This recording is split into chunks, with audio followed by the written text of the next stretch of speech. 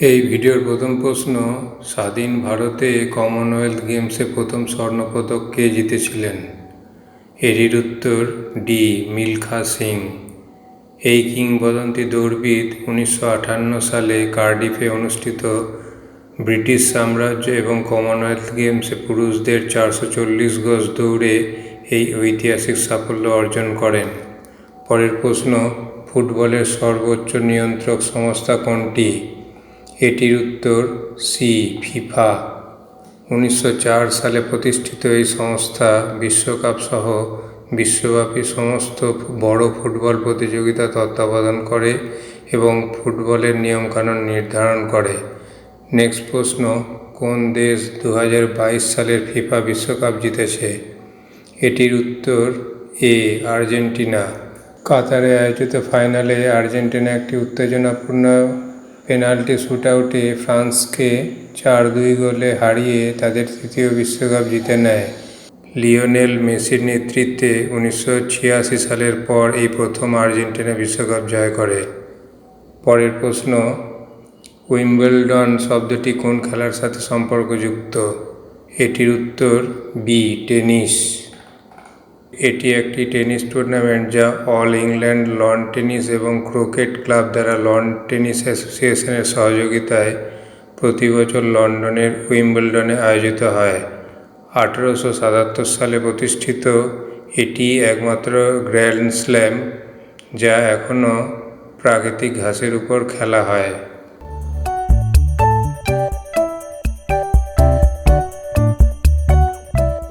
পরের প্রশ্ন, ফুটবল খেলায় একটি ফুটবল দলে খেলোয়াড়ের সংখ্যা কত থাকে? এটির উত্তর সি, 11 জন। প্রতিটি দলে একজন গোলরক্ষক এবং 10 জন আউটফিল্ড খেলোয়াড় থাকে।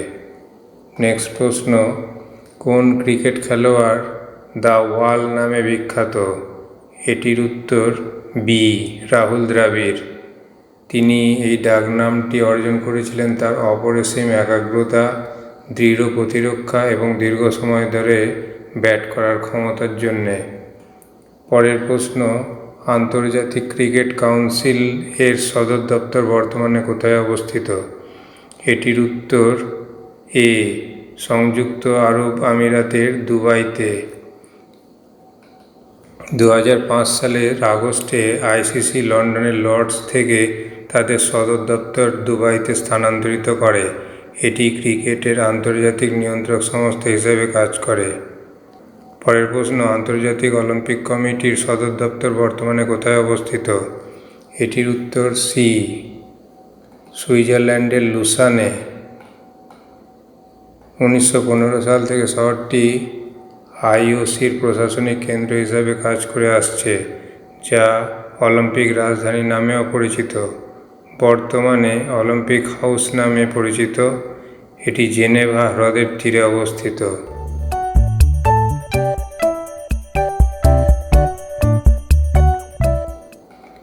নেক্সট প্রশ্ন, ফিফার সদর দপ্তর বর্তমানে কোথায় অবস্থিত? এটির উত্তর এ, সুইজারল্যান্ডের জুরিখে।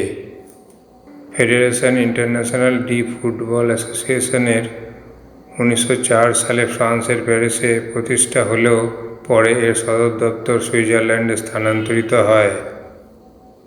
নেক্সট প্রশ্ন, 2026 সালের শীতকালীন অলিম্পিকে কোন দেশ পদক তালিকায় শীর্ষে ছিল? এটির উত্তর ডি, নরওয়ে। তাদের দখলে ছিল 18টি স্বর্ণপদক এবং মোট 41টি পদক। তালিকায় দ্বিতীয় স্থানে রয়েছে মার্কিন যুক্তরাষ্ট্র, তারা পেয়েছে 12টি স্বর্ণপদক, এবং তৃতীয় স্থানে রয়েছে নেদারল্যান্ড, তারা পেয়েছে 10টি স্বর্ণপদক। নেক্সট প্রশ্ন, 2025 সালে কোন ক্রিকেটারকে মর্যাদাপূর্ণ colonel CK Naidu lifetime achievement পুরস্কার দেওয়া হয়েছিল? এটির উত্তর বি, সচিন তেন্ডুলকর। 2025 সালের ফেব্রুয়ারিতে মুম্বাই নমন অ্যাওয়ার্ড-এ ভারতীয় ক্রিকেটে তার অসামান্য অবদানের জন্য এই সর্বোচ্চ সম্মান প্রদান করা হয়। নেক্সট প্রশ্ন, ক্রিকেটের সর্বোচ্চ নিয়ন্ত্রক সংস্থা কোনটি? এটির উত্তর এ, আইসিসি।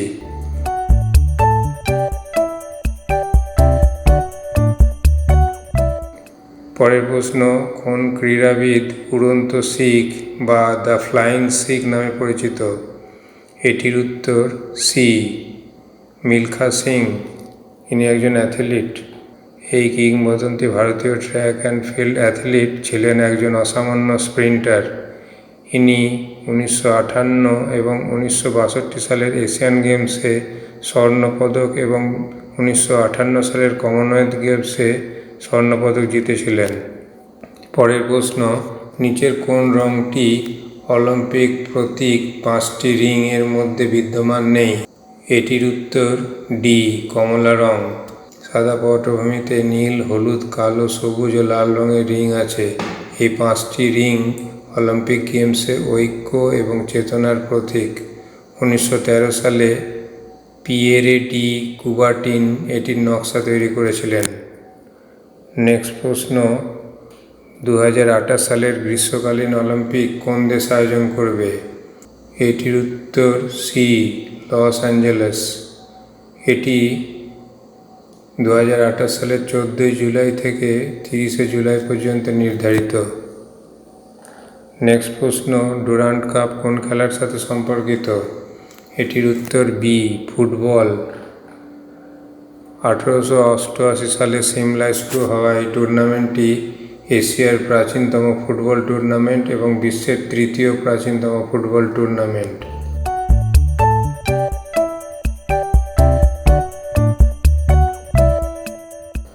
পরের প্রশ্ন, 2025 সালের IPL নিলামে সবচেয়ে দামি খেলোয়াড় কে? এটির উত্তর ডি, ঋষভ পান্ত। পরের প্রশ্ন, 2026 সালের প্রথম দিক অনুযায়ী ভারতের জাতীয় পুরুষ কবাডি দলের বর্তমান অধিনায়ক কে? এটির উত্তর সি, পবন শেরাওয়াত। পবন শেরাওয়াত জাতীয় দলের অধিনায়ক হলেও সুনীল কুমার 2026 সালের ফেব্রুয়ারিতে 72তম সিনিয়র পুরুষদের জাতীয় কাবাডি চ্যাম্পিয়নশিপে ভারতীয় রেলওয়ে দলের অধিনায়কত্ব করে দলকে জয় এনে দেন। পরের প্রশ্ন, কোন দেশে প্রথম দাবা খেলার উৎপত্তি হয়? এটির উত্তর ডি, ভারত। 6ষ্ঠ শতাব্দীর দিকে উত্তর পশ্চিম ভারতে এই খেলার প্রচলন শুরু হয়েছিল, যা তখন চতুরঙ্গ নামে পরিচিত ছিল। পরে খেলাটি পারস্যে ছড়িয়ে পড়ে, যেখানে এটি শতরঞ্জ নামে পরিচিতি পায়, এবং পরবর্তীতে ইউরোপে এই খেলার প্রচলন শুরু হয়। নেক্সট প্রশ্ন, সরকারিভাবে ভলিবল নিচের কোন দুটি দেশের জাতীয় খেলা? এটির উত্তর এ, শ্রীলঙ্কা এবং নেপাল। 1991 সালে শ্রীলঙ্কায় এবং 2017 সালে নেপালে ভলিবলকে আনুষ্ঠানিকভাবে জাতীয় খেলা হিসাবে ঘোষণা করা হয়। বন্ধুরা, যদি ভিডিওটা ভালো লেগে থাকে তাহলে একটা লাইক ও কমেন্ট করো, আর এরকম নতুন নতুন ভিডিও দেখতে চ্যানেলটি সাবস্ক্রাইব করে রেখো। আজ এই পর্যন্তই, দেখা হবে পরের ভিডিওতে।